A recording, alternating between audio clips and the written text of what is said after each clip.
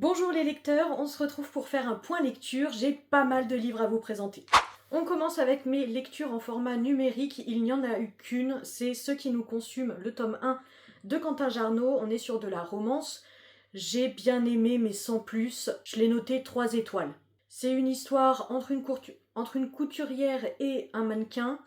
Le mannequin a une personnalité très marquée parce qu'il a un QI en fait beaucoup plus élevé que la moyenne, ce qui fait qu'il a du mal à comprendre le sarcasme, à comprendre l'humour. C'était un point qui m'intéressait davantage parce qu'on n'a pas l'habitude d'avoir ce genre de personnage en fait dans un bouquin, notamment dans une romance. Et ça a été assez marrant, assez drôle à certains moments de voir de quelle manière il communiquait avec cette fameuse couturière. À côté de ça, je vous avoue que rien d'exceptionnel. Vraiment, je ne lirai pas la suite. Voilà, je ne lirai pas la suite. On finit le bouquin sur une sorte de cliffhanger qui, moi, ne me ravit pas, ne me donne pas envie, en tout cas, de poursuivre la saga.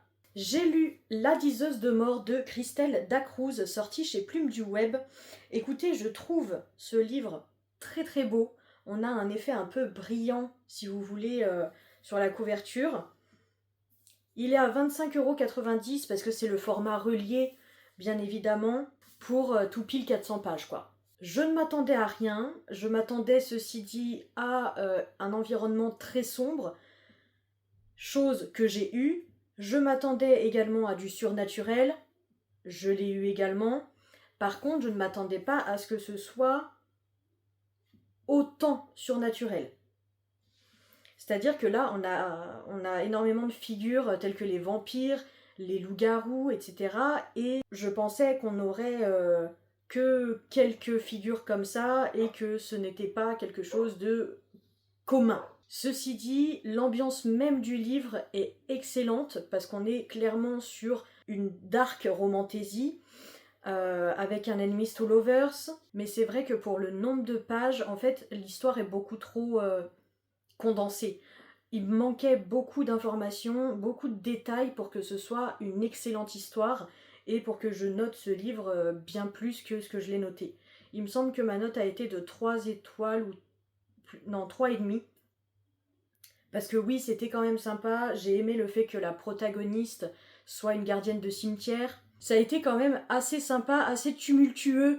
On a beaucoup d'action, mine de rien, dans cette histoire. Par contre, la romance est un point qui, moi, ne m'a pas forcément plu, parce que j'ai trouvé que ça allait trop vite.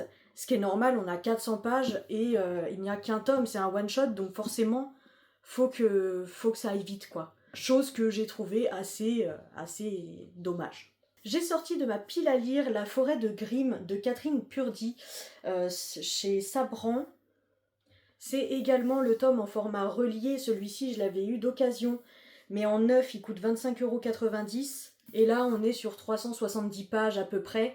Écoutez, je m'attendais à revisiter les contes de Grimm forcément, mais pas forcément de cette manière. Donc ça m'a assez surpris, je n'avais pas lu la 4e de couverture pour pas me spoiler du tout. J'ai apprécié, mais j'ai trouvé ça assez contemplatif à certains moments et assez long. Pour autant, l'intrigue, l'histoire de base est très intéressante, mais je sais qu'il y a un tome 2 et je vous avoue que la fin, pour moi, était la fin. Alors bien évidemment que je vais lire le tome 2, parce que ça m'intrigue quand même, mais je trouve que ce livre se suffit à lui-même. C'est plein de sagesse, plein de beaux messages. On a également une figure féminine qui est assez téméraire, assez courageuse, parce qu'elle a cet espoir de retrouver une personne qui lui est chère. Et j'ai trouvé ça très beau. Également dans l'écriture, la plume de Catherine Purdy ne me dérange pas, je la trouve jolie, je la trouve bien. Mais il y a quelques petites choses qui m'ont dérangée, notamment lorsqu'on a des scènes de contemplation ou de description qui sont trop longues. J'ai également eu du mal avec un des protagonistes dans ce bouquin, et ce qui fait que j'avais parfois envie de la gifler, vous voyez. Donc c'est pas une sensation que j'adore.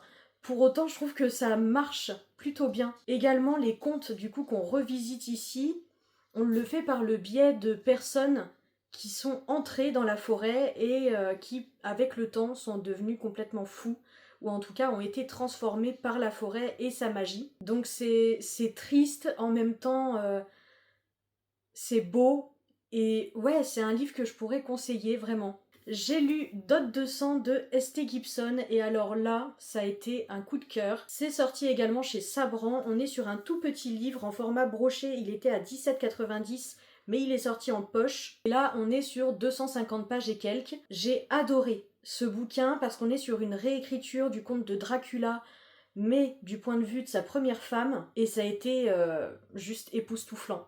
J'ai adoré suivre cette histoire parce qu'on est sous un format type journal intime de cette femme-là. Et dès le début, on sent bien que l'emprise de l'homme sur la femme est extrêmement présente et joue un rôle essentiel. Comme vous pouvez le voir, je l'ai pas mal annoté, chose qui est relativement rare quand même pour moi.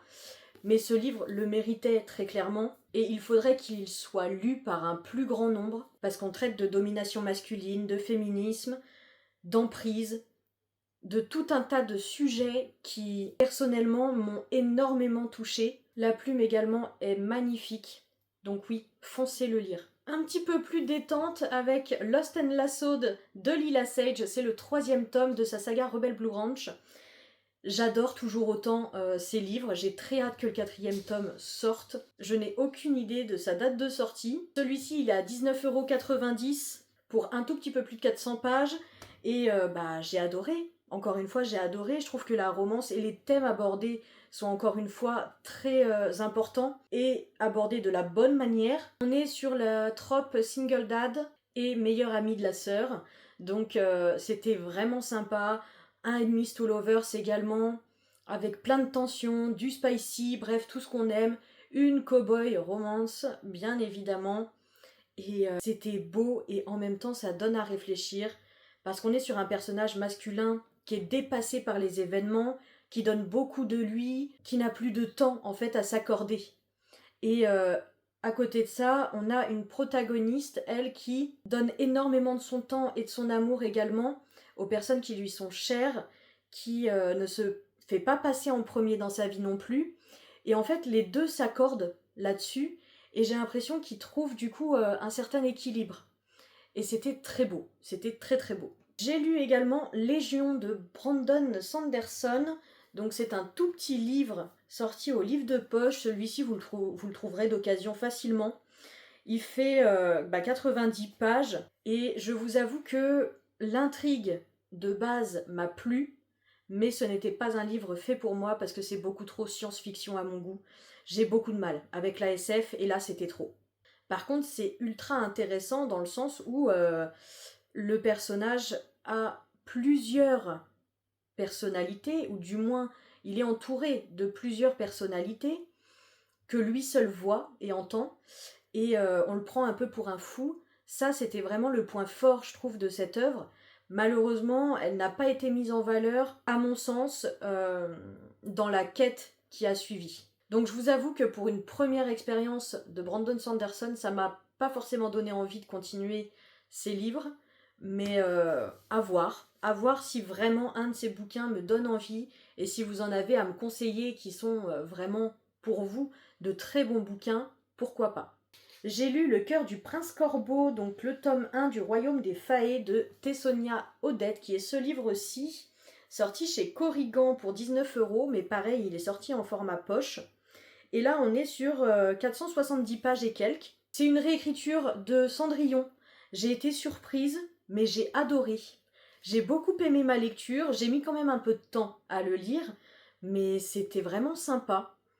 J'ai très peu vu de réécriture de Cendrillon et celui-ci pour le coup m'a surprise, m'a plu. On est sur une romance bien évidemment, mais on est dans une situation très cocasse avec la personnage principale du coup qui doit se faire passer pour quelqu'un d'autre et qui déteste le prince en fait qu'elle est censée courtiser. Donc très sympa, très original, j'ai bien aimé, je compte lire le tome 2 prochainement. Donc le destin du roi loup il me semble. Bien évidemment, on retrouve les figures mêmes de Cendrillon, donc la marâtre, les deux demi-sœurs, le prince, l'image du père qui est décédé. Mais en plus de ça, on a le côté fantasy qui est renforcé avec des créatures qui ont leur propre pouvoir, qui ont vraiment des qualificatifs bien précis. Notamment, le personnage principal a les cheveux bleus, la peau bleue, donc c'est vraiment quelque chose qui sort un petit peu du cadre de Cendrillon, mais que j'ai adoré. Pareil, la pantoufle de verre, on retrouve ça, et j'ai trouvé vraiment ce bouquin très sympa. Pour l'écriture de Tessonia Odette, j'ai trouvé que ça faisait assez jeunesse quand même, mais ça ne m'a pas dérangé plus que ça. J'aime bien de temps en temps avoir un livre jeunesse parce que je trouve ça très simple à lire, et c'est pour cette raison que j'aime ça, parce que ça nous fait une pause un petit peu, et je trouve que le plaisir n'est pas diminué pour autant. J'ai lu Les Indignes de Agustina Basterica. On est sur une dystopie que j'ai adorée. Ça frôle le coup de cœur, concrètement.